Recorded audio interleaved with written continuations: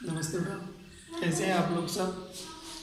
अब देखिए, हमने परसों जो चर्चा की थी गत वीडियो में, उसमें हमने अपने सिलेबस की एक सामान्य जानकारी प्राप्त की थी। आज हम अपने उस सिलेबस का एक टॉपिक उठाते हैं जिसमें आता है प्रतिवेदन। क्या होगा अपने टॉपिक का नाम? प्रतिवेदन होगा, जिसको अंग्रेजी में बोलते हैं रिपोर्ट। क्या कहते हैं अंग्रेजी में? उसको रिपोर्ट बोलते हैं। 4 अंक का टॉपिक आता है बोर्ड में। 4 अंक का बिंदु है, 4 अंक का प्रश्न आपसे पूछा जाएगा बोर्ड में। बहुत ही सरल और बहुत ही सामान्य सा टॉपिक है ये, आसानी से समझ में आ जाता है। अब देखिए, इसमें हम बात करते हैं रिपोर्ट क्या है, प्रतिवेदन किसे कहते हैं। देखो, रिपोर्ट अंग्रेजी भाषा का शब्द है। रिपोर्ट जो है कौन सी भाषा का शब्द होता है? अंग्रेजी भाषा का शब्द है। उस अंग्रेजी भाषा के उस रिपोर्ट शब्द को हिंदी में प्रतिवेदन कहा जाता है।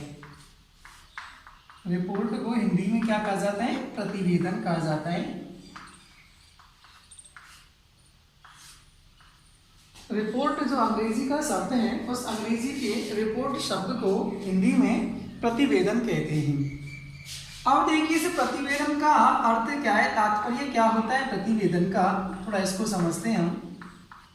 तो प्रतिवेदन जो शब्द है, वो प्रतिवेदन जो शब्द है प्रति उपसर्ग, किससे? प्रति उपसर्ग और विद धातु से बना है। कौन सी धातु है? विद धातु। प्रतिवेदन जो शब्द है और प्रतिवेदन शब्द प्रति उपसर्ग और विद धातु से बना हुआ है। विद संस्कृत में होती है विद धातु, जिसका अर्थ होता है जानना। क्या होता है? जानना। प्रति उपसर्ग है, क्या है? प्रति जो उपसर्ग होता है, प्रति उपसर्ग अधिकतर या प्रति उपसर्ग का प्रयोग विपरीत के अर्थ में, किसके अर्थ में? प्राय। इसका अर्थ किसके अर्थ में लिया जाता है? विपरीत के अर्थ में अधिकतर प्रति उपसर्ग का प्रयोग हम सामान्य रूप से करते हैं। जैसे प्रतिनायक, प्रतिकूल, प्रतिपक्ष, प्रतिपक्ष, प्रतिकूल आदि। उन्मुखता के अर्थ में भी कभी कभी हमारे द्वारा और इसका प्रयोग, प्रति उपसर्ग का प्रयोग कर दिया जाता है। तो प्रतिवेदन जो शब्द है वो 2 शब्दों से प्रति और विद, प्रति उपसर्ग है और विद धातु है। प्रति उपसर्ग और विद धातु के योग से प्रतिवेदन शब्द बना है। प्रति का उपसर्ग होता है, प्रति जो उपसर्ग है उसका अर्थ प्राय विपरीत के अर्थ में लिया जाता है, और विद धातु का जो अर्थ होता है वो होता है जानना। तो हम इसको कह सकते हैं कि अनुभव संपन्न, अर्थात प्रतिवेदन का जो अभिप्राय हमारे सामने निकल करके आता है, या प्रतिवेदन का जो सामान्य अर्थ यहाँ पर हमारे द्वारा जो ग्रहण किया जाएगा वो होगा अनुभव संपन्न विस्तार पूर्वक जानकारी प्राप्त करना। अनुभव संपन्न विशद जानकारी।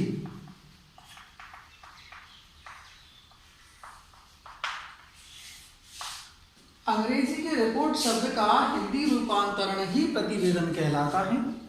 अब देखिए, हम इसकी चर्चा करें, इसकी परिभाषा अगर हमारे द्वारा समझी जाए तो जो प्रतिवेदन की जो परिभाषा होती है वो देखो क्या होती है। हम बात करेंगे प्रतिवेदन की परिभाषा, इसकी डेफिनेशन जो होती है वो क्या होती है। तो 4 अंक का टॉपिक है, बार बार आपको बताया जा रहा है। 4 अंक का टॉपिक है, बहुत ही सरल आता है। 4 अंक में सीधा प्रश्न आपको दिया हुआ होगा और वो आपको लिखना होगा, उसका जवाब आपको देना होगा। हम बात करते हैं देखो प्रतिवेदन की परिभाषा की, कि प्रतिवेदन क्या होता है, किसे कहते हैं प्रतिवेदन, रिपोर्ट किसे कहते हैं, उसकी जानकारी हम देते हैं। देखो, भूत अथवा वर्तमान की, भूतकाल हो चाहे वर्तमान काल, भूत अथवा वर्तमान की भूत अथवा वर्तमान की विशेष घटना, वर्तमान की विशेष घटना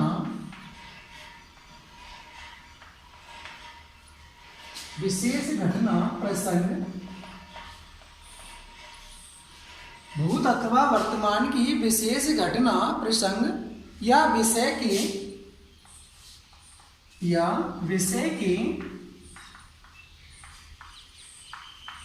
प्रमुख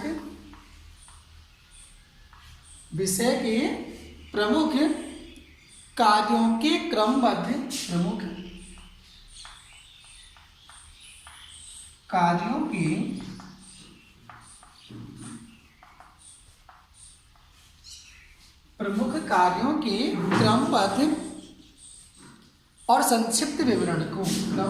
और संक्षिप्त विवरण को,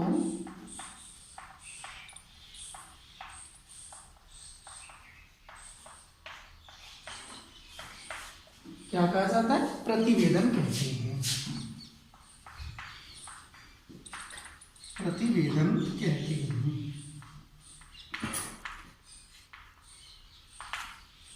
देखो, चाहे तो घटना भूतकाल में अथवा वर्तमान काल में, समझे आप? भूत अथवा वर्तमान की कोई विशेष घटना हो, चाहे वो भूतकाल में घटी हुई हो चाहे वर्तमान काल में, भूत अथवा वर्तमान की कोई विशेष घटना, कोई प्रसंग या उनका पता देना क्या कहलाता है? प्रतिवेदन कहलाता है। उसे प्रतिवेदन कहते हैं। आप इसकी परिभाषा, अथवा में हम इसकी दूसरी परिभाषा भी पढ़ सकते हैं।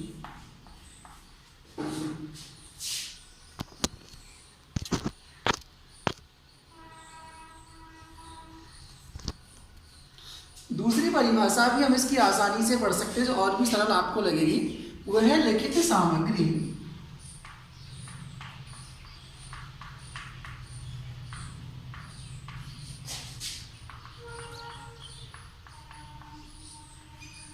वह है लिखित सामग्री जो किसी घटना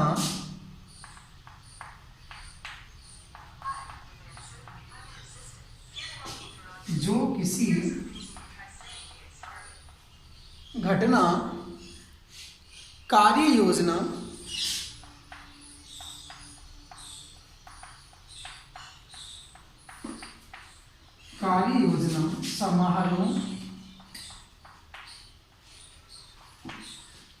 योजना समारोह आदि के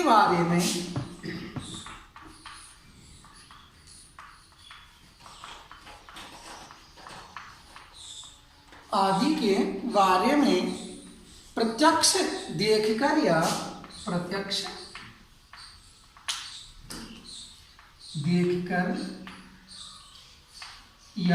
छानबीन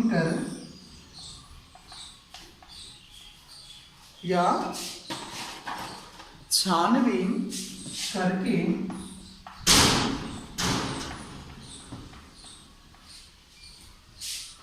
तैयार की गई हो,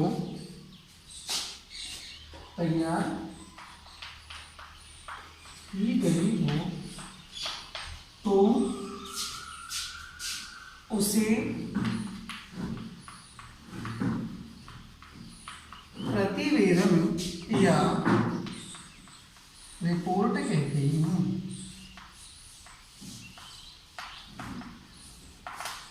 उसे प्रतिवेदन या रिपोर्ट कहते हैं। ये हम सामान्य सी इसकी परिभाषा पढ़ते हैं। देखिए आप, भूत अथवा वर्तमान की विशेष घटना, चाहे वो भूतकाल में घटी हुई हो चाहे वर्तमान काल में कोई घटना घटी हुई हो, चाहे कोई प्रसंग हो या किसी विषय के प्रमुख कार्यों के क्रमबद्ध रूप में और संक्षिप्त विवरण जो तैयार किया जाता है, वही क्या कहलाता है? प्रतिवेदन कहलाता है। चाहे आप इसको ऐसे बोल सकते हो, वह लिखित सामग्री जो किसी घटना, कोई कार्य योजना बनाई गई हो, कोई समारोह किया गया हो आदि के बारे में प्रत्यक्ष, या तो आंखों से प्रत्यक्ष सामने देख करके या उसकी पूरी तरह से छानबीन करके की गई जो रिपोर्ट होती है, वही की गई जो लिखित सामग्री होती है, वही क्या कहलाती है? रिपोर्ट कहलाती है। या उसी को हमारे द्वारा क्या कहा जा सकता है? उसी को हमारे द्वारा प्रतिवेदन कहा जा सकता है। तो ये देखिए, ये थी परिभाषा प्रतिवेदन की, कि प्रतिवेदन किसे कहा जाता है।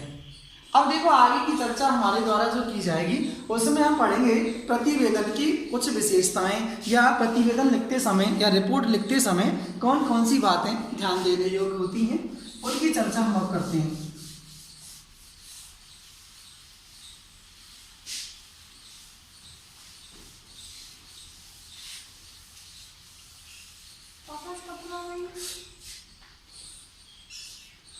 अब देखिए, आप प्रतिवेदन लिखते समय कुछ ध्यान देने योग्य बातें होती हैं, जिनमें हमें देखो महत्वपूर्ण बातें कौन कौन सी हैं जिन्हें हमें ध्यान देना होगा। चाहे हम यहाँ पढ़ सकते हैं प्रतिवेदन की कुछ विशेषताएं।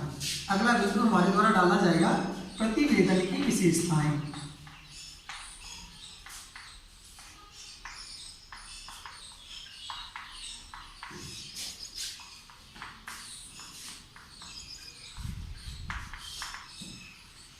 कौन कौन सी विशेषताएं एक प्रतिवेदन में होती हैं, क्या हमें ध्यान रखना होता है, कौन कौन सी विशेषताएं महत्वपूर्ण मानी गई हैं, उसकी कुछ बातें हमें यहाँ पर ध्यान रखनी होगी। देखो पहली बात है, मुख्य बिंदु जो अपना होगा वो होगा प्रतिवेदन की जो भाषा होती है, प्रतिवेदन की भाषा साहित्यिक ना होकर के, पहला बिंदु है प्रतिवेदन की भाषा साहित्यिक ना होकर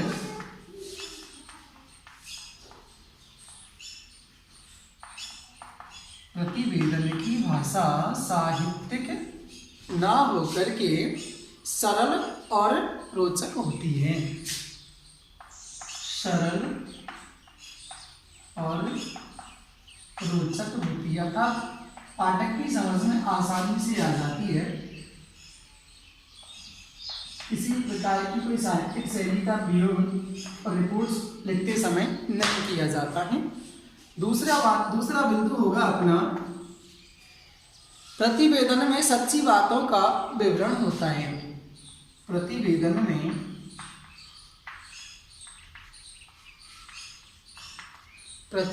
में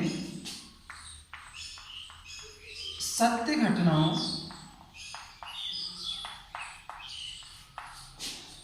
अथवा सच्ची बातों का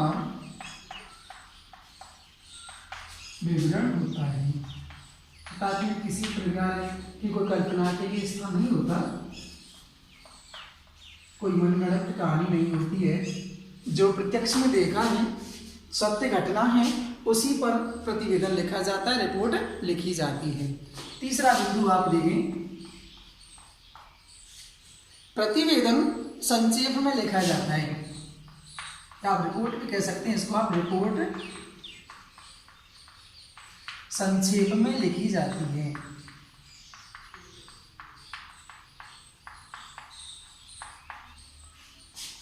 संक्षेप में लिखी जाती है। इसमें शब्द सीमा का ध्यान रखना पड़ता है। ये नहीं कि कितना भी इसको हम बढ़ाते चलें, शब्द सीमा जो होती है उसका बहुत ज़्यादा ध्यान इसमें रखा जाता है। इसमें बातों को अधिक विस्तार से नहीं लिखा जाता है।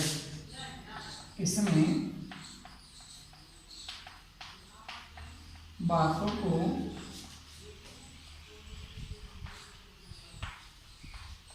अधिक विस्तार से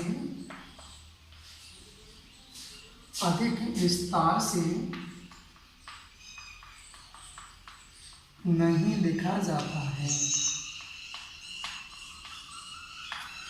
इसकी शब्द सीमा होती है 100 शब्द की। अधिकतर ये मानिए आपको जो प्रश्न पूछा जाएगा उसकी शब्द सीमा आपके सामने 100 शब्द की होगी।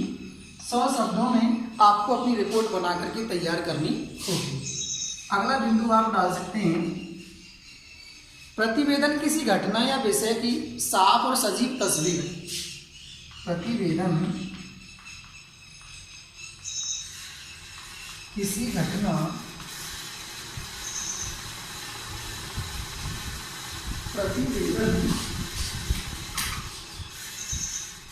प्रतिवेदन किसी घटना, आप इसको ऐसे कह सकते हो, प्रतिवेदन किसी घटना या विषय की साफ और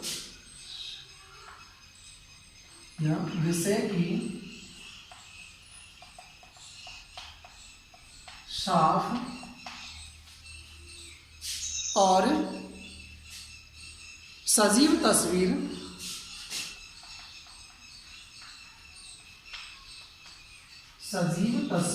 पढ़ने और सुनने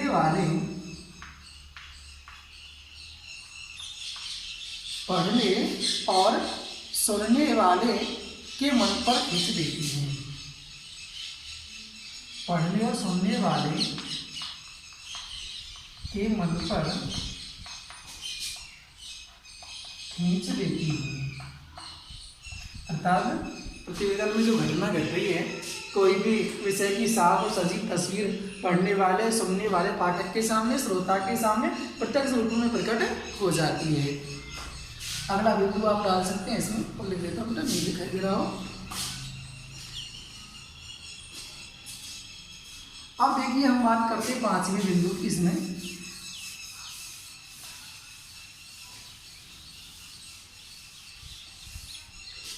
पांचवें बिंदु की अगर हम बात करें तो 5वां बिंदु हमें लिखना होगा, प्रतिवेदन में किसी घटना या प्रसंग की मुख्य बातें लिखी जाती हैं। प्रतिवेदन में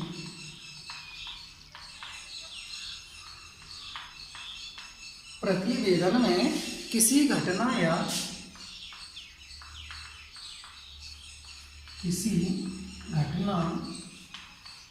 प्रसंग की मुख्य बातें लिखी जाती हैं।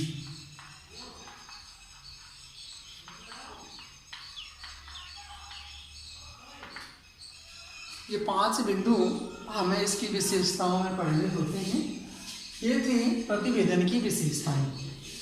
अगली हेडिंग हम डाल सकते हैं प्रतिवेदन के प्रकार। प्रतिवेदन के प्रकार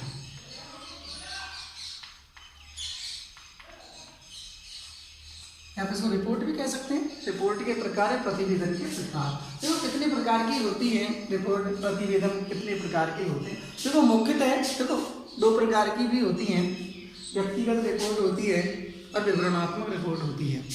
आप इसको ऐसे भी कह सकते हो 3 प्रकार से, व्यक्तिगत रिपोर्ट होती है, विवरणात्मक होती है, संगठनात्मक होती है। तो हम 3 प्रकार से पढ़ सकते हैं इनको। व्यक्तिगत रिपोर्ट होती है, विवरणात्मक होती है और संगठनात्मक होती है। तो इसकी चर्चा हम करते हैं। देखो प्रतिवेदन के प्रकार में लिख देंगे हम, प्रतिवेदन 3 प्रकार के होते हैं।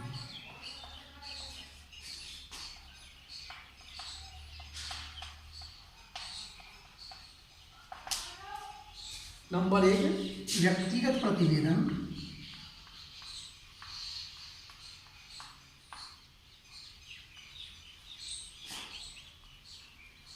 व्यक्तिगत प्रतिवेदन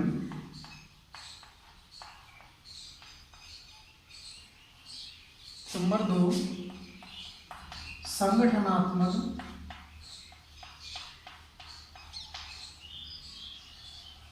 प्रतिवेदन।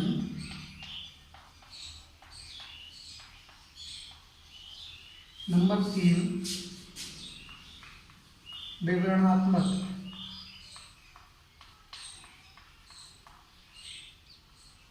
प्रतिवेदन।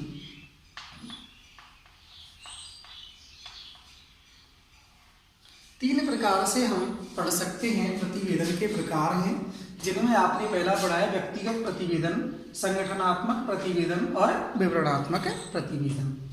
अब देखिए व्यक्तिगत प्रतिवेदन, संगठनात्मक प्रतिवेदन और विवरणात्मक प्रतिवेदन, तीनों की हम एक छोटी सी चर्चा, सामान्य सी चर्चा इसमें कर सकते हैं। हम व्यक्तिगत रूप से लिखा गया, व्यक्तिगत होता है संगठन किसी सभा रैली आदि के द्वारा है।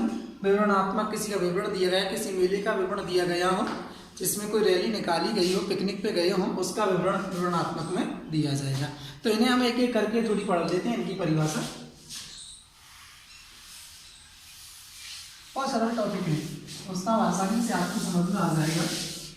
और यहाँ तक तो कोई प्रश्न ऐसा बनता पूछता भी नहीं है, वो आपसे बता दूं आपको मैं आपकी जानकारी के लिए। कोई भी प्रश्न आपसे यहाँ से नहीं पूछा जाएगा, सिर्फ एक सामान्य जानकारी के लिए मैं आपको बता रहा हूँ, यहाँ से कोई प्रश्न आपसे नहीं पूछा जाएगा। व्यक्तिगत प्रतिवेदन में बताऊंगा प्रश्न कहाँ से और किस प्रकार से पूछा जाता है, उसकी चर्चा मैं आगे आपसे करूँगा। व्यक्तिगत प्रतिवेदन देखो किसे कहते हैं। इस प्रकार के प्रतिवेदन में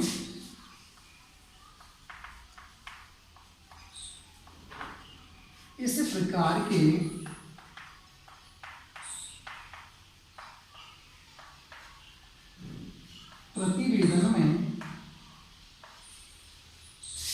प्रकार के प्रतिवेदन में व्यक्ति अपने जीवन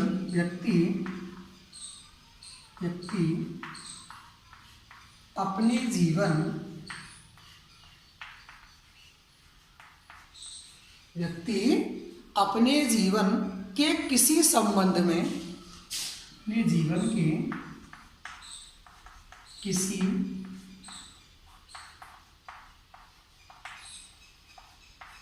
अपने जीवन के किसी संबंध में अथवा विद्यार्थी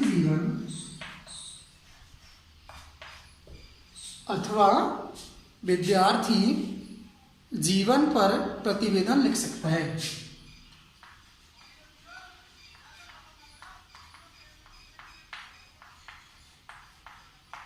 प्रतिवेदन लिख सकता है।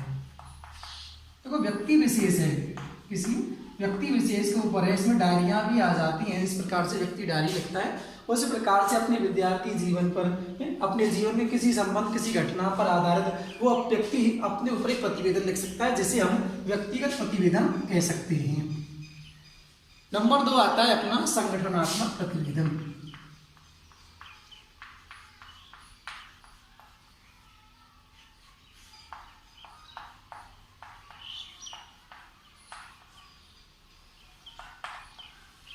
संगठनात्मक प्रतिवेदन देखो इसके अंदर, इसमें किसी संस्था, सभा, बैठक, इसमें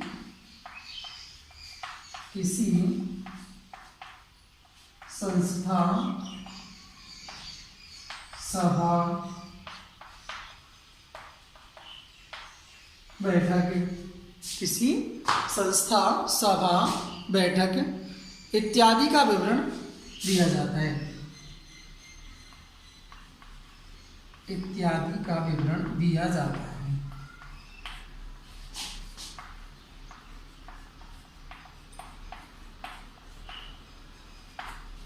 तो कोई भी संस्था है, कोई भी सभा है, कोई भी बैठक है, तो संगठन है। वो क्या है? वो एक संगठन है। उस संगठन का वर्णन किसमें किया जाएगा? एक संगठनात्मक प्रतिवेदन के अंतर्गत इसका वर्णन किया जाता है। नंबर 3 आता है आपका विवरणात्मक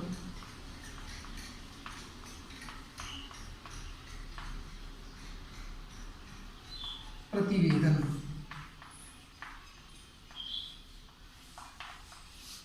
विवरणात्मक प्रतिवेदन, इसमें देखो किसी मेले, यात्रा, इसमें किसी मेले, यात्रा, पिकनिक, किसी मेले, यात्रा, पिकनिक, रैली एवं रैली इत्यादि का वर्णन किया जाता है।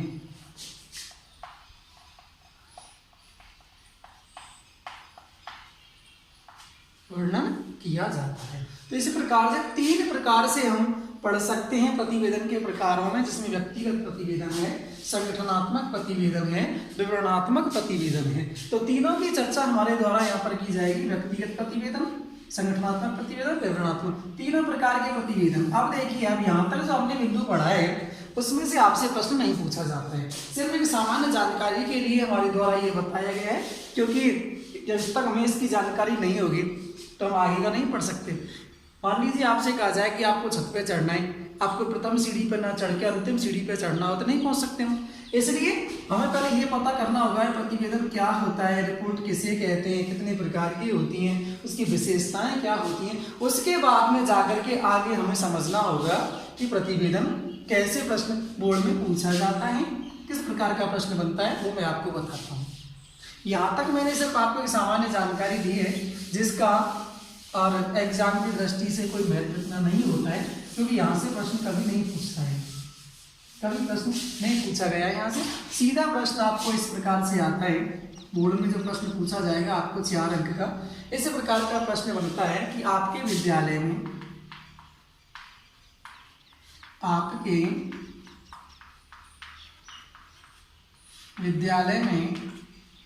रक्तदान शिविर का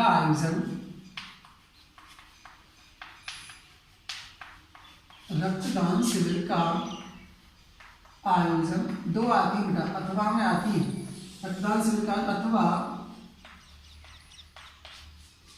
बाल दिवस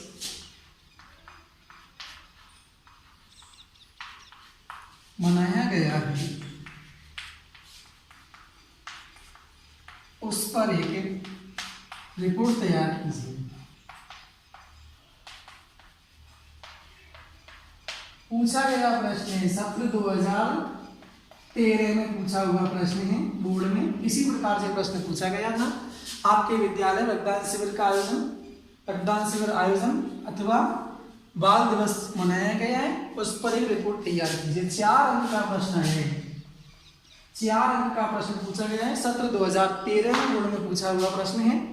जब एनसीईआरटी चलती थी, 2015 में सिलेबस चेंज हुआ, तब से आरपीएस या उससे पहले एनसीईआरटी चलती थी, उसमें पूछा हुआ प्रश्न है। इस प्रकार 2 आती है अथवा में बहुत सरल है, कोई दिक्कत नहीं आती।